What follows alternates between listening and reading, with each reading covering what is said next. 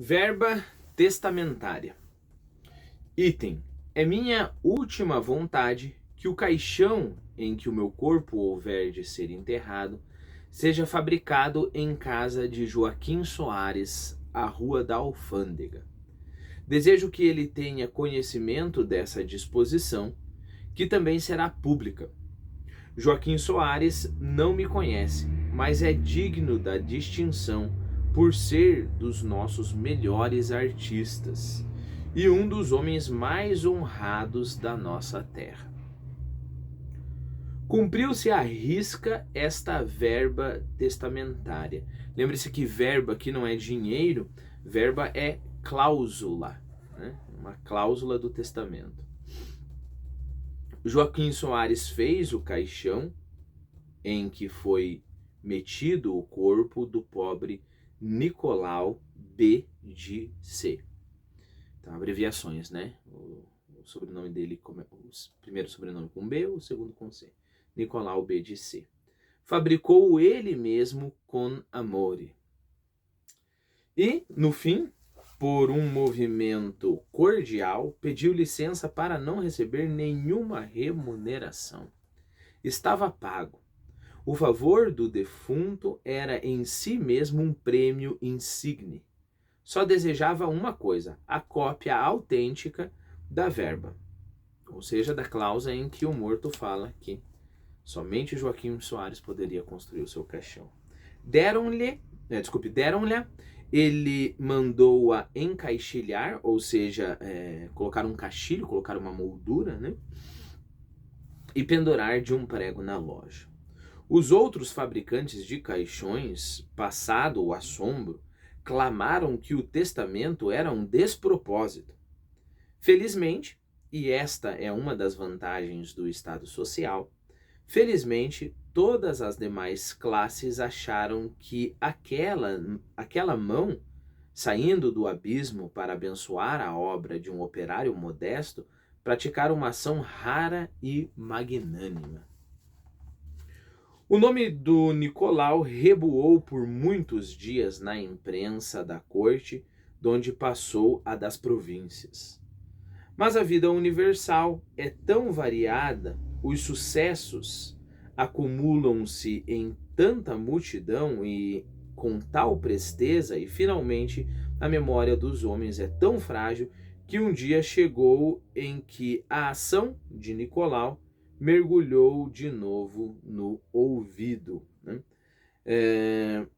Lembre-se que ouvido é esquecimento, né? Tanto é que olvidar em espanhol é esquecer, né? Oublier em francês.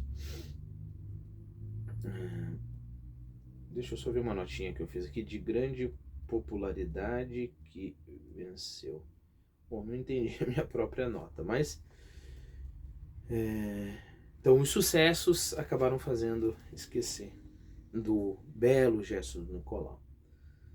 Não venho restaurá-la, ou seja, não venho restaurar esta ação do Nicolau, né? Trazer novamente o louvor a Nicolau. Esquecer é uma necessidade. A vida é uma lousa em que o destino, para escrever um novo caso, precisa apagar o caso escrito. Obra de lápis e esponja. Não venho restaurá-la. Há milhares de ações tão bonitas, ou ainda mais bonitas do que a do Nicolau, e comidas do esquecimento. Venho dizer que a verba testamentária não é um efeito sem causa. Venho mostrar uma das maiores curiosidades mórbidas deste século. Existe uma peça dadaísta, talvez a mais famosa, uma peça teatral dadaísta, que basicamente, imagine essa cena, né? Você entra no teatro, e aí no teatro, no palco, tem uma lousa, né? E de repente entra um autor e ele começa a escrever um monte de palavras sem sentido nenhum, né? Começa a escrever um monte de palavras. E logo em seguida vem o outro apagando essas palavras. E essa é a peça inteira, né? Eu acho que é uma ótima ideia, é genial, muito, muito boa, né? A sacada é exatamente isso que nós temos aqui nesse parágrafo, né? Sim, leitor amado, vamos entrar em plena patologia.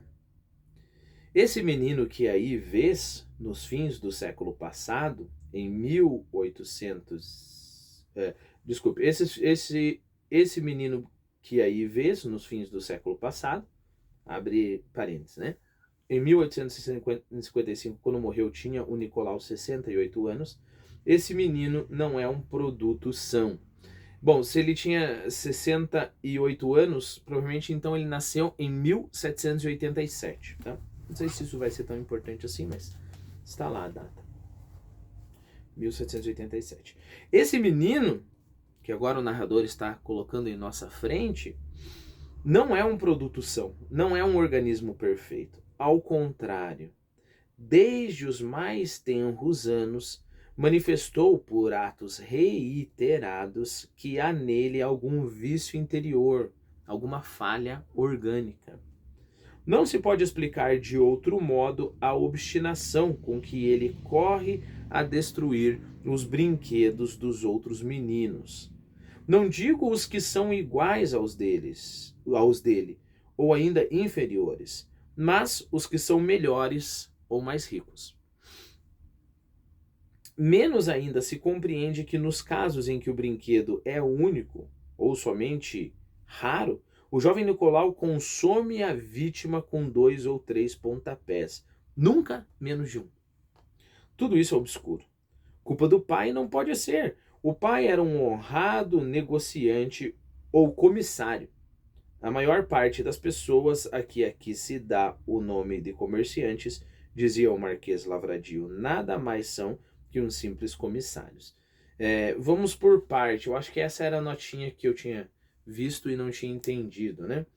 Bom, um comissário, é claro, ele pode ter esse sentido de hoje em dia, né? Tipo o comissário Gordon do Batman, né? Mas não é isso, seguramente não é isso que está em questão aqui, né? Comissário pode ser o que trabalha por comissão. Então, se você vende Avon, por exemplo, você não tem um vínculo, eu acho, você não tem um vínculo empregatício com a Avon, você é simplesmente um comissário ou uma comissária, né?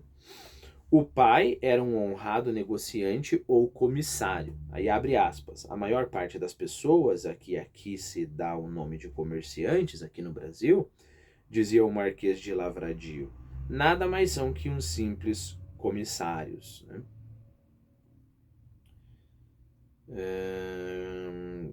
Nada mais são que uns simples comissários.